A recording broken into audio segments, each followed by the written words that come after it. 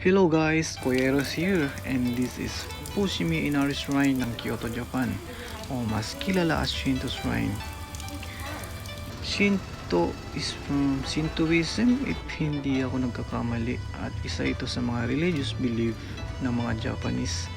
Shinto, God of Rice kung tawagin nila ito, kung saan dito sila nananalangin para sa masaganang ani or like business prosperity, safety of their homes and family, and fulfillment of their dreams and wishes.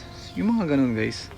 And take note guys, dito mo lang matatagpuan yung shrine na mayroong pinakamaraming nakatayong arc, or mas kilala as Fushimi Inari's 1000 Crimson Torii Gateways, hanggang sa makarating ka sa pinakatuktok ng Mount Inari na may taas na 764 feet. Yun, ano ba yun? Napapatagis na naman ako na ito. And alam nyo pa guys, kapag nagkakatotoo pala yung wish nila, nagdo-donate pala sila ng ark dito as a sign of gratitude and prosperity. Kaya pala napakaraming ark dito guys. And yun, kaya naman nag-enjoy talaga kami dito nung pumunta kami. Sayang nga lang at hindi namin naabot yung pinakatuktok ng Mount Inari, kasi kulang na kulang yung isang araw kapag lilibutin mo yung mga tourist spot dito sa Kyoto.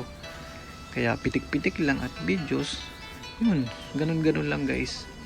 So paano, kung nagustuhan nyo guys, comment down below and follow for more videos. Mata ne, see you!